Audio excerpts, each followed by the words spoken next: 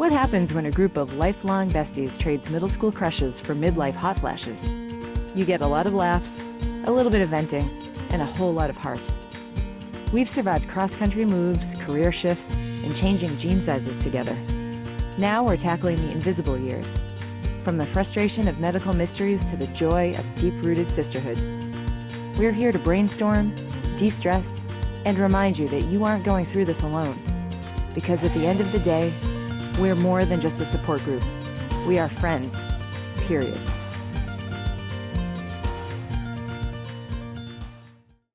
Hi, friends. Welcome to the conversation. Before we get started tonight, we just wanted to remind everybody that none of us have it all together.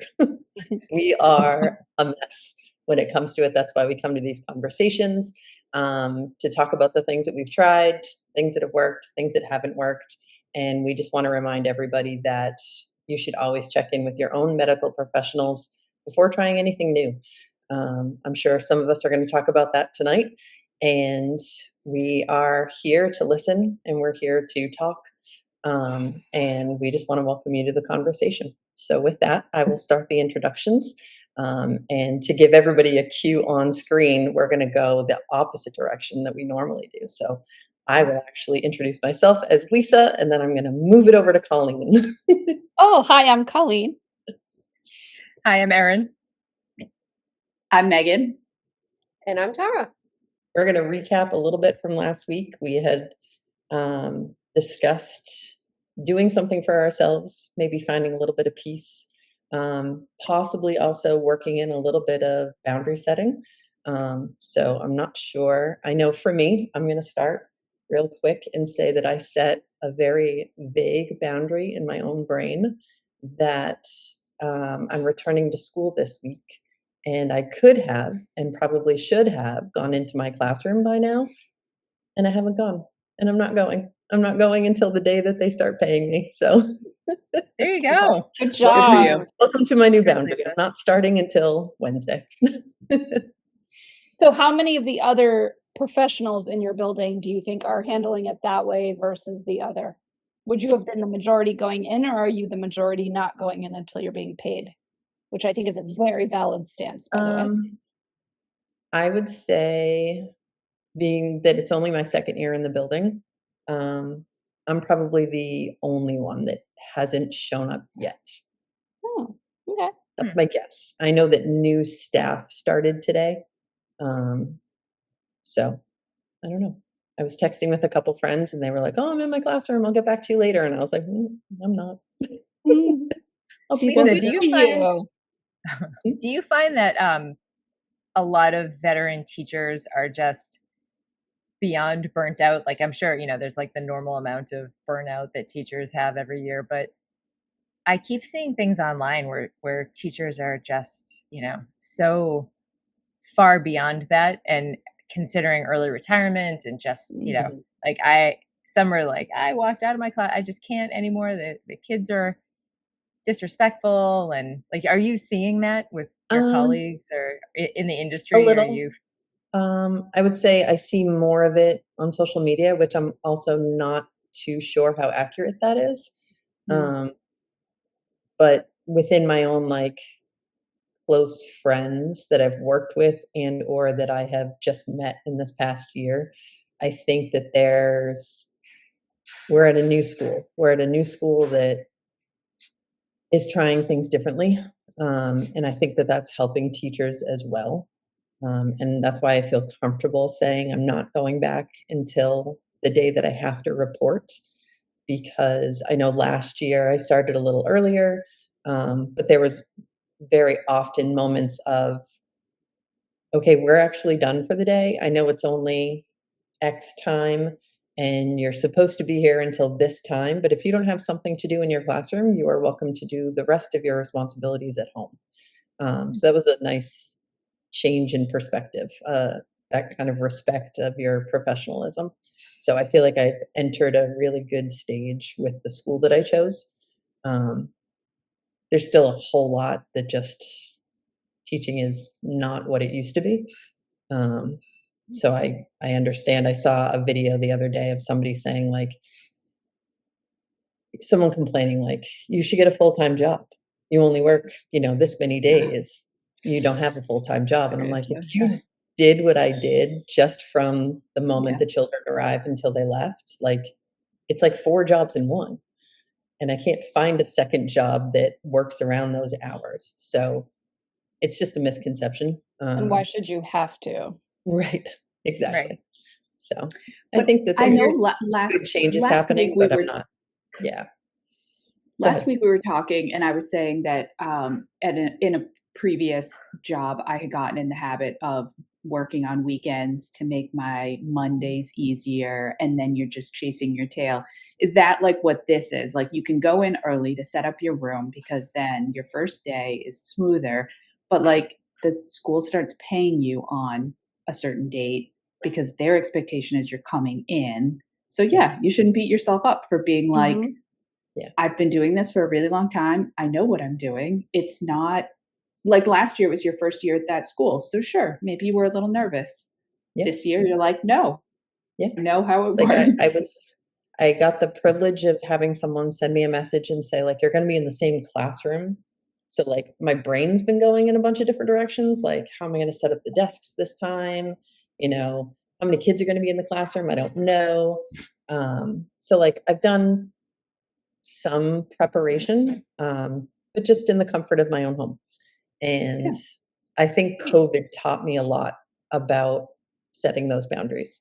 To kind of circle back to what we were talking about today is I used to be the person that I would arrive at 6:15.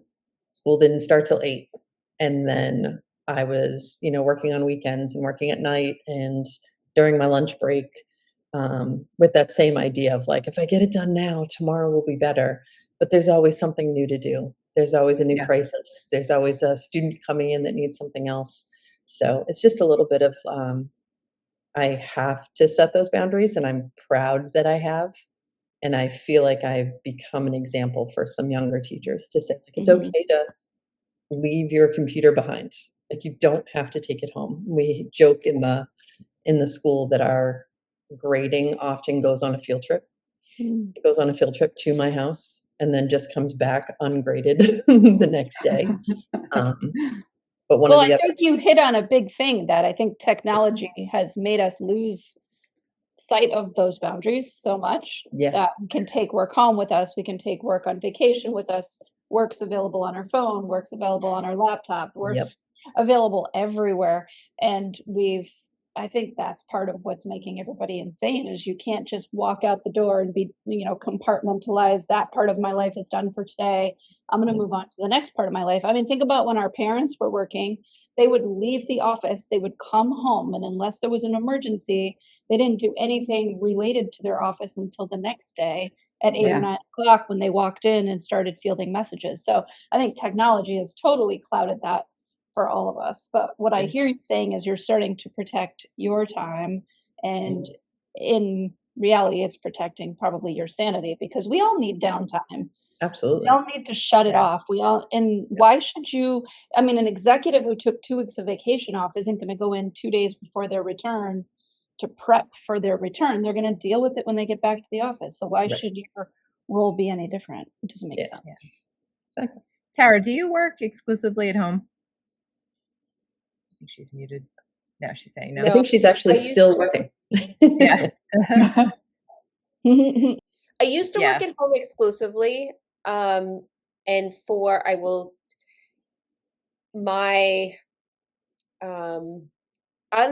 my self-diagnosed adult ADD struggles a little bit in the office sometimes, especially when I'm really busy, because I literally have to like put headphones in and just like focus because I get like squirrel.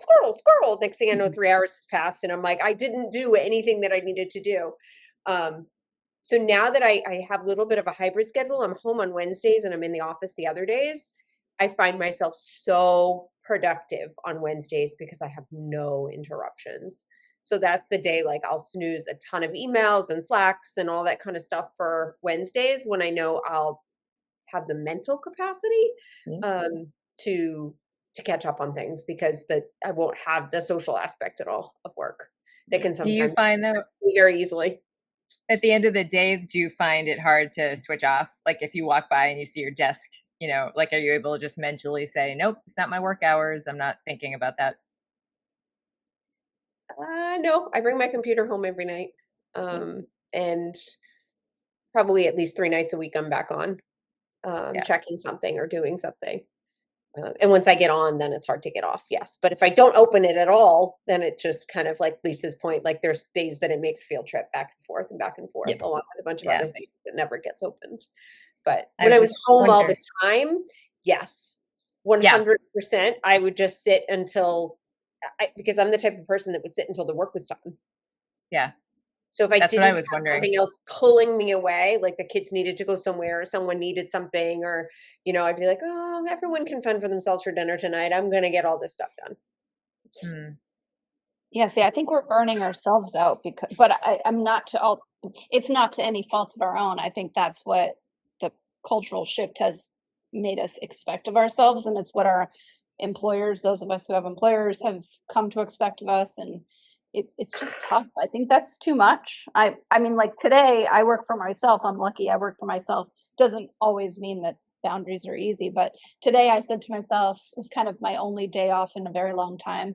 And I said, I'm gonna go and read a book for an hour instead of doing payroll. And I knew I should have done payroll, but I could do it tomorrow. But Megan, like you were saying, I think it was before we started recording, but sometimes you think, oh, I'll do work ahead of time to free up another day. And I said, no, I'm just going to let it sit on that other day later this week. And I'm going to go prioritize an hour or two for myself to sit and read and take a break. And that's something that I'm not sure I would have done without the conversation we had last week and all of you reminding each other and me that is so important and something that we don't do enough for ourselves, or when we do it, we feel guilty about having done it. So I did hear you in my head today, and I did take the time to go sit and relax instead of doing payroll. So when my staff yells at me, no, I'm promised they'll get paid on time. I was just going to be super proactive and do it early, but there's no need to. I did the same thing, Colleen. Yesterday it was so beautiful here. The weather was just gorgeous, and it was perfect. I was puttering around doing all the chores and the things, and then I said, you know what? I am going to take my book and I'm going to go onto my deck, which I never use anymore for whatever reason, because I'm always busy, and I'm going to sit and I'm going to just sit and read my book and enjoy the breeze and enjoy the sun on my face and listen to the birds and just. And it was magical. Great. Yeah. But I don't usually do that. I find it so hard to actually take that time and just kind of do quote unquote nothing. It's not nothing. Maybe we're having a good effect on each other. Yeah. So hopefully some of our listeners did that this week too and took some time to do. I would love to know what other people did. Like if other people listened, and like I also want to know what books you're reading. Although, to be fair, I only read when I'm not working because I find myself reading too much during the school day. But I read a short story today, which I was like, all right, I don't have a library card yet. And I was like, you know what, I'm going to download the Kindle and see if I can get something for free. And I did, and I read the whole short story, and it was great. But if you wouldn't mind, can anybody tell me what other titles you guys are reading? Oh, I could use a super easy beach read. I'm on vacation next week. And those are I do a lot of audiobooks, but when I'm on physical vacation, I like a physical book. And it has to be a beach read though. It has to be something that I can, like, if someone interrupts me, like nothing heavy. My audiobooks tend to be pretty heavy, in-depth plots, etc. I have one for you. I just finished it. It's called The Blue Bistro. Okay. And it's Ellen Hildebrand. Okay, I like her. Yeah, she's set in Nantucket. Yep, all her books are. I was just going to recommend. I love anything by her. They're just great, easy reads. Easy. Yeah. That was the short story that I read was by her. Really? Oh, okay. Nice. My other author that I've been going to a lot lately is Mitch Albom. So the Tuesdays with Maury. I remember the that 5 book. Baby in Heaven. Yeah. I find those easy to read, and I read them quickly and I'm a very slow reader. But I could read them and have read them on the beach. So I would recommend both of those. Yeah, I read a couple of the Carly Fortune books last year, like One Golden Summer and Every Summer After, I think is the other one. I read those last summer on vacation. And she has a new book, so I was thinking about that, but I will check out the Blue Bistro. If I thought it would get to you in time, I would put it in the mail tomorrow. Oh, no worries. You know what I used to do when I was working in Boston and had to take the train for quite a while? The Wi-Fi was always spotty on the train, so I really couldn't work. So it was kind of forced me time. I would either listen to music or read a book, and it was great because I hated commuting on the train. But I think back fondly on that time because it was time that I did get a lot of reading done. But I would go to the library and I would go to a section, and I would close my eyes and just kind of wander, and then just stop my finger on a book. And my rule was whatever book I stop on, I have to take out and I have to read. And I ended up reading some really great books that I never would have picked, in any other scenario. And, for the life of me, I can't remember what their titles were or what they were about at this point. It's a few years ago. So honestly, the brain fog is great because I will reread a book that I own, that I know I've read, but I don't remember it because my brain doesn't work. Yep. But no, I highly recommend doing that though. It's really fun, and you might pull one out and you go, really? Yep. But, give it a chance. Might find something really unexpected. Mm-hmm. Have you guys ever, so I've seen it in two different places. Like a store will take a book, they'll wrap it up, and then on the wrapping paper or on a note card, they'll put a really vague description of what the book is about. So it's like a surprise book. I've bought it as like Yankee swap gifts in the past, but I love that idea because you're just like, it's just like they may use one of them. They use just like 5 adjectives to describe what the book was about. And I was like, right up my alley. I like that because I'm the type of person, if I'm going to watch a movie, I don't want to watch the trailer because I don't want it to be, they just give away too much on the trailer. There's nothing left. I mean, you basically just condense the movie for me and I can watch the last 10 minutes and feel like I watched the whole thing. So I'm usually the type of person who's like, don't show me the trailer. Let's just go to the movies. So that would be up my alley. Just give me a little teaser. And then if I like those 5 words, then I'll read the book. I'm And trying that in my classroom this year. I'm going to be reading the first few days of every first few school days. I have a couple books kind of already picked out, and I'm just going to read chapter 1. And that, I'm not going to tell them who it is or how long it is or whatever. I'm going to try to make sure that the first chapter is on my computer so they can't even see the shape of it. And then they'll have to pick a book, not necessarily from the ones I read, but just to get them intrigued. And then we'll go to the library and pick out books so that they can read every day. Has anyone read The Wedding People? No. That was suggested to me too. Making a list. I have a couple more too. One is Things We Save in a Fire. That's Catherine Center. And then 10 Beach Road was pretty good. Wendy Wax. I hadn't read her before, but it was pretty good. I read a lot of mindless books because I use them to relax, and beach reads are my specialty. I could give you 50, but those two are particularly decent. What was the first one, Colleen? Because I'm making a list, because what I'll do is I'll link on our show notes. I'll link to all these titles. Things we save in a fire. Things You Save in a Fire. I'm telling you, super light, not heavy reads, but I like it. And I read, all the Colleen Hoover books. They're all good. A couple of them are a little deep, but they're all pretty good. Yeah. I just finished, for anyone that wants a good book otherwise, that likes The Calamity Club. I don't know that Same one. author as The Help. Okay. I love that book. Yes. It's I again, audiobook, cheating, whatever you want to call it. But it's a sizable book.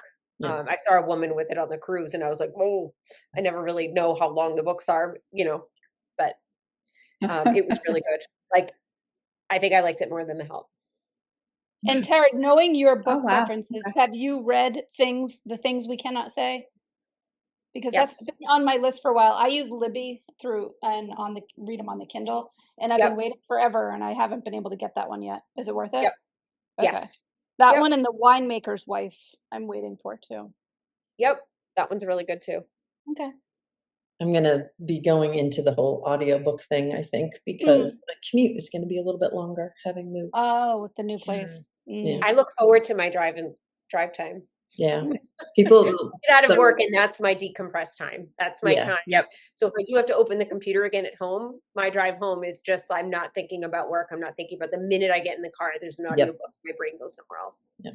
Needs I that remember connection. I read the 5th Harry Potter book as an audiobook because I was commuting so much that particular year, and I had a student that was so excited.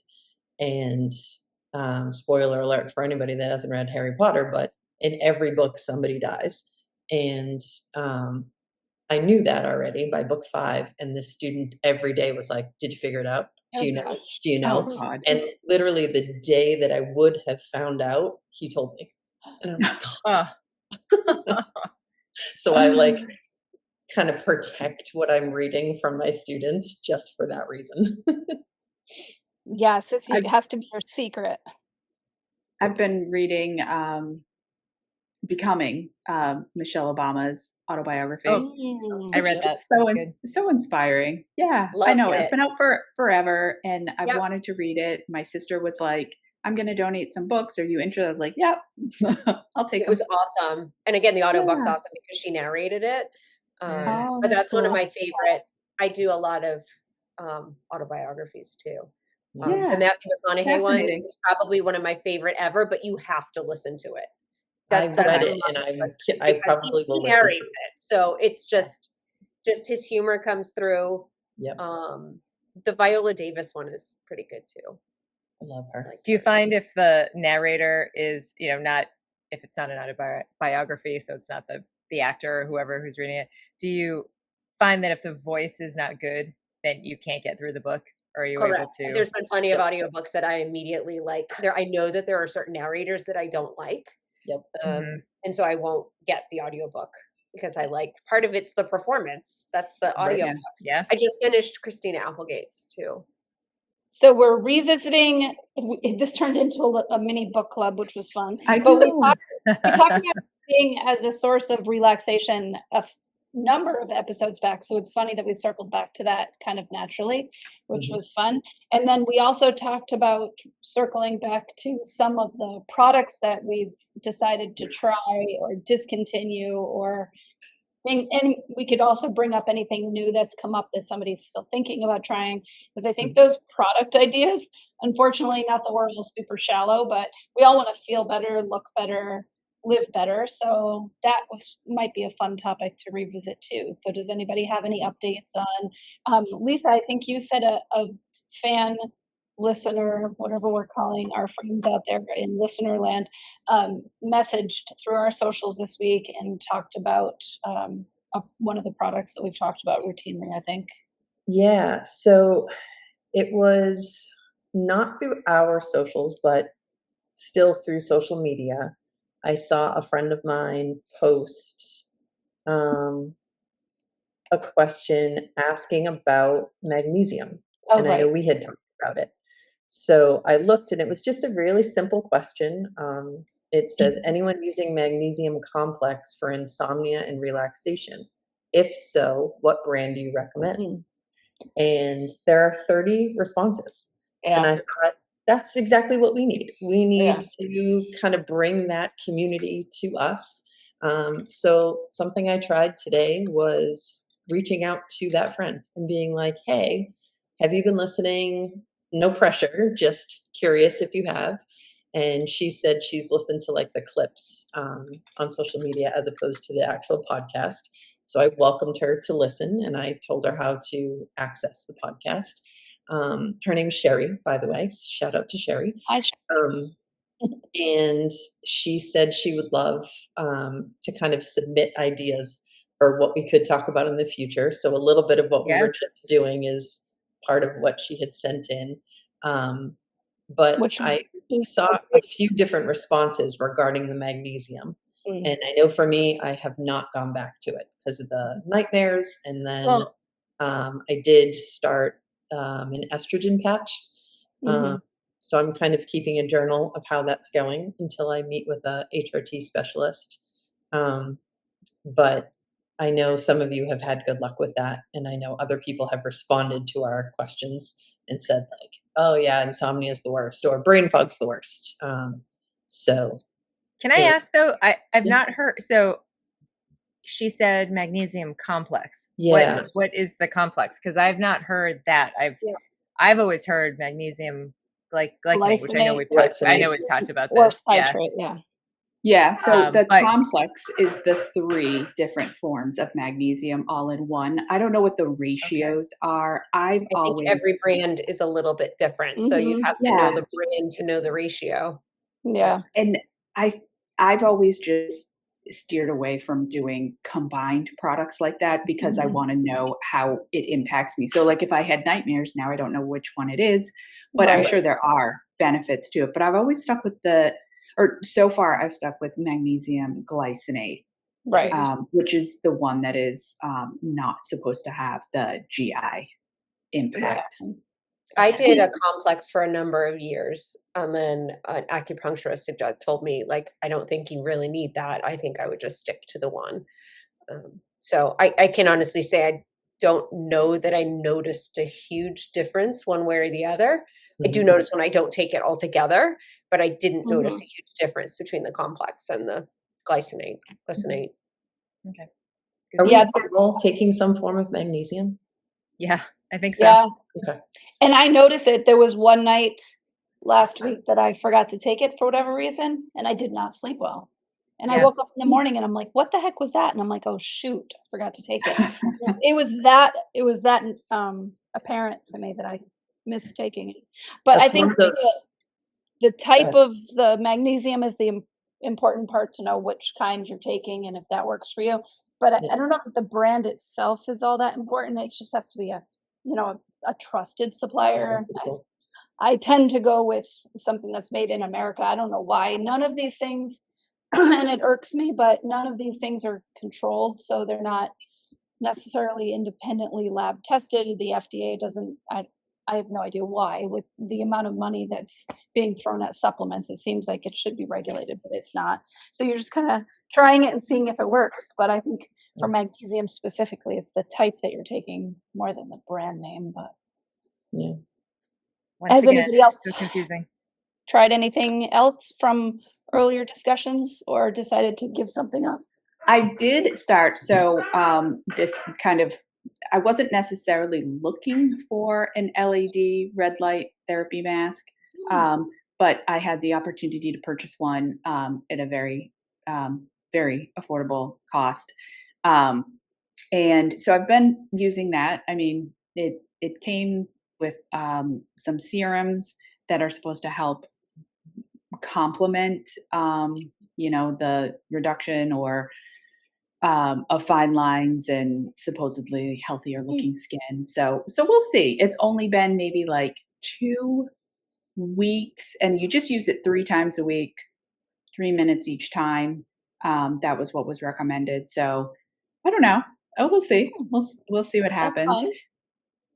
And I did try something else, but it was more in like clothing. So I don't know if you've seen. Are we allowed to talk about brands? Can I say the brand name? Why not? Have you guys have heard of like the clothing brand Halara? Mm-hmm. They're like all over my social media. And I've heard from some folks like, oh yeah, I've bought things from there and I really liked it. So I was like, okay, so good quality. So I bought these shorts because I don't know if you guys have had this experience, but the shorts riding up in the middle with like those lighter weight, like exercise shorts. Yeah. It drives me insane. And I'm just walking around like trying to fix my shorts. So these have like almost like bike shorts underneath them. I got to tell you, the bike shorts are now all the way up, and then the shorts are shortly following it. But I think it could be a sizing issue because, you know, I really like them. I want them to work. I might just size up. But for now, you're surgically Now like under regions. yeah, now when I stand up from a sitting position, there's a whole lot of fixing that needs to happen that is not for public viewing. So, but see, that's a good problem to bring up, that I find there's nowhere to buy clothes, like physically buy clothes, unless you go to Kohl's or somewhere and buy the same thing that everybody's wearing. But I can't buy stuff online. I need to be able to try the things on. So I might see something online and I think it's cute, but then I'm like, what, do I order like 3 of them in different sizes just to make sure? And then it might not I've even done be that. Yeah. But then I find it might not even be that the size isn't right, but just the actual like cut is weird, or the fabric is Material. weird, or it's like you get it and it's from, you know, China or somewhere, and it's like it looks nothing like what you thought it was going to be, and it's falling apart, and you wash it once, it never, you know, it's frustrating because there's just nowhere to shop, I guess. Completely agree. And who has time for that? Who has time for shopping? Time for shopping, or time for all of the returns. Now you've got all this stuff that you don't want to keep. And I feel like we're in this weird time too, though, where it's like we can't get the, like, what, I don't know. There's like younger clothes that really we probably shouldn't be buying, and then there's the matronly older clothes that I feel like we shouldn't be buying. So we're stuck Don't do it. Yeah. So now we need to create a line of clothing. Okay, friends. Period. Add that to the list. Fashion line. We should make merch. We can make merchandise. We'll come up with a logo, put it on our shirts. We already have. I know I'm wearing my bracelet that says "Friends." Nice. We won't do shorts because I'm pretty sure they are all going to ride up. Probably. Yeah, my thighs just eat them. Not fun. Speaking of like things that have any of you ever had chemical peel? No, I'm kind of scared. So I've done a laser before multiple times. And it works really, really well. Especially I have a lot of freckles, which leads to a lot of sunspots, which no matter how much sunscreen I now put on my face, the damage was done a long time ago. So it helped clear up some of those spots, and it works really, really well. But my dermatologist was saying that that she'd rather me do a chemical peel. So I'd be curious to see if anyone, that's why I wanted to ask, because I had melanoma. The laser destroys the pigmentation or the like deeper under the skin, where a chemical peel literally just peels off your first 2 layers of face. That doesn't sound fun. No, it doesn't sound good. But I guess it has some of the similar like lightening, brightening properties. So none of you have done either. Maybe some of our listeners will chime in and let me know. Yeah, we'd love to hear that. Has your dermatologist prescribed was it hydroquinone cream or something? Or I should get it. It's in the next room. But I have a couple of those sunspots too, and my my dermatologist had prescribed. It's like it's a bleaching cream, but you use it on those spots and it lightens it over time. Okay. And I'm so bad with it. I want them to lighten, but I always forget to put it on, so I can't say whether it works. See, I'm more of like it works. The quick fix type of person, which was why I was like, you know, and when I had one laser treatment done and the condition of my skin, I was like immediately hooked. I get all nervous with like anything that has to do with the face because I always think of it like the day before going somewhere. Like I've had all summer where I could have tried things, and like the next day, if I have to stay home, I have to stay, whatever. And history of, family history of skin cancer and all that stuff. So like I try my newest, I guess, attempt to be good with skincare is trying to make sure that the ingredients are good. That, everything has terrible stuff in it. So I've been doing that, as well as, and there's one particular brand that I now, I wash my face with it. That's the cream that I put on, just a little bit of moisturizer. And then I've been trying to get, like, as far as clothing goes, things that are only like 100% cotton, or trying to make sure that like the plastics are out of my clothing. And I Mm. feel like it's helped, knock on wood. Like I was looking back to some pictures recently and realizing like, oh God, even as an adult, like I had some acne and breakouts in certain spots. And since switching over to the kind of cleaner ingredients, I've Mm. noticed that things are a little bit better, knock on wood. That I have trouble with 100% cotton stuff though, because even if I'm vigilant about not putting things in the dryer, Mm. I find that they still shrink Mhm. and just never fit the same way again. yeah. I agree. Mine's, I guess I do more of like the under the clothes stuff is the stuff I'm trying to focus on being better with. So like Tank the tops. t-shirt I have on is not 100% cotton, but like the bra that I'm wearing is. Gotcha. So things that are a little bit closer to the more sensitive areas Mm. Yep, that makes seems sense. to be helpful. I've been doing a much better job of like my hair products, staying away from. I have naturally curly hair, so I've always. You're not supposed to use the sulfates and the parabens and the silicones, but I Yeah. had fallen into the trap because it just feels better. It feels softer when you use all that stuff, but then you realize it's because it's fake stuff making your hair feel better. So I've done a really good job of getting that back to much more natural products. But the funny thing is, the one thing that I've tried that was mentioned in a previous episode is something that I think I laughed at pretty hard. So I'm surprised that I tried it. And I think, Tara, you might have brought it up, but I don't know that it was something you used or something that someone told you about. But it's the beef tallow Oh yeah. ointment. I did try it. I bought it and I tried it. And I have to say, Wait. it's kind of nice. Are you putting it on your face or in your hair? Yes. Oh, Megan, yes. We were talking about it and we were talking about Yes. would you really put this stuff on your face? But yeah, I'm putting it on my face and Do you my smell like dinner? Because No. everything is cooked in beef tallow. here's the other thing. So as much as I like the product that I bought, so there's so many things I did. I research things to nauseam before I try them. Yes. And so I learned that if you're going to buy it, you need to buy it with the suet beef tallow or the suet tallow. That's the higher quality stuff. The other stuff is kind of like the throwaway stuff, and it's cheaper. So you need that. But here's the thing: it's like the one I got is honey, and tallow. So how do I know?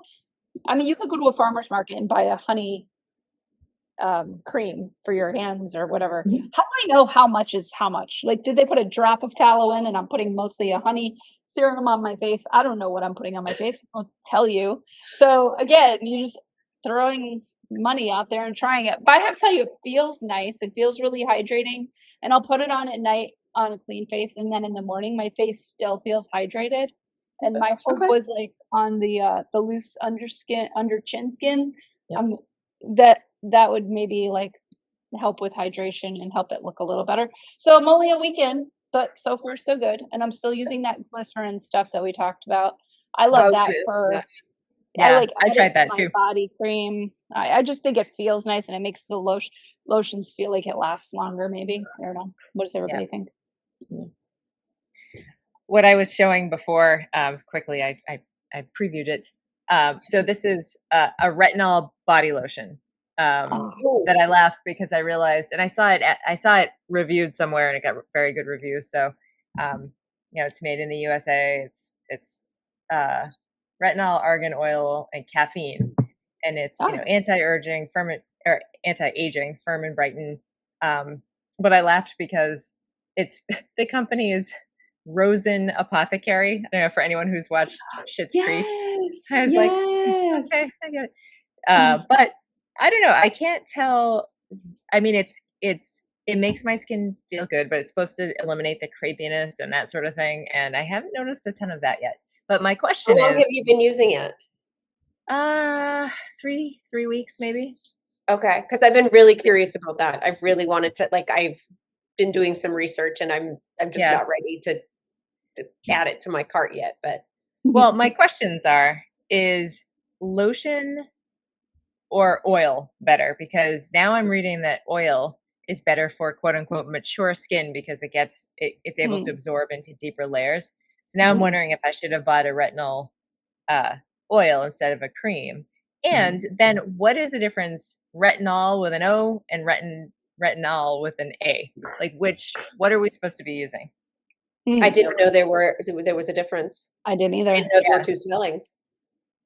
Is it maybe like a British spelling and a, you know? I don't think so. I think they're two different ways, or I think they're different things. I think they do different things.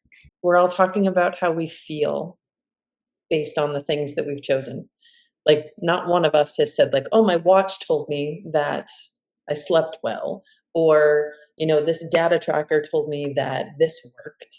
Like, it's the experience, right? So like, if it's making you feel better, if it's making you sleep better, that's been kind of the thing that's come across my feed a lot lately. And the things that I've been listening to is people are so quick to decide that they had a terrible night's sleep because their watch told them they did.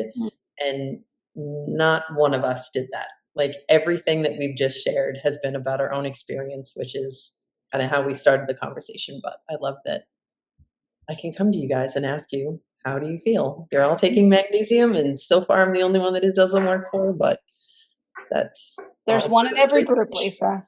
Yeah, I am. I'm always thinking, I'm the 1%er. I like it. Well, it is funny too that we've all been on these journeys where we're just constantly seeing things, researching them, trying to figure out what to use, and feeling confused. And so, yeah, I agree. It's so great to have the sounding board and to be able to just, you know, because it'll make you crazy trying to figure out what to do for 100%. yourself. And speaking of not using technology, I just broke that rule and I looked up the retinol and retinal difference. So here's what the Google machine says. Retinol with an O is best for beginners, sensitive skin types, and gradual anti-aging care. Results in 8 to 12 weeks. Retinal with an A offers unique antibacterial properties. So maybe the A is for antibacterial. I don't know, but I'm going to think of it that way from now on to differentiate. That help fight acne-causing bacteria and provides faster results for fine lines and hyperpigmentation. You often see results in 2 to 4 weeks. So the retinol with the O is like the beginner step, and then the retinal is a little more intense and has acne-fighting properties. So there you go. Okay, that makes sense, because I feel like retinol with the A is more what you hear when it comes to a facial product versus a body product. Yeah. So that makes sense. Now we know. Oh boy. What was the old thing? The more you know. Like the more you know. The little star in the rainbow. Yes, exactly. Flashback. Where did the knowing is half the battle come from? Also, Is that like a commercial, like a cartoon? Is that the after school special? Probably, yeah. Oh, we have a lot of goodies. Remember, this is your brain. This is your brain on drugs. Remember, That's I scary. learned it from watching a lot of you. goodies. Yes, I learned it. And now I did. I learned about magnesium from watching you guys. Yeah. So I think this is a good time to remind anybody who's listening that we want ideas, whether it be product ideas, episode ideas, mental health challenges at this point in our life ideas, things we can talk about, things people are thinking about. So check in with us on social media, send us an email, text us if you know us personally, and let us know what you want us to talk about. We're always happy to do it. So for now, I think everybody's probably sick of hearing us talk tonight. So we will regroup and do this again very soon. But thank you for everybody for listening. And until next time, bye friends. Bye, friends. Bye.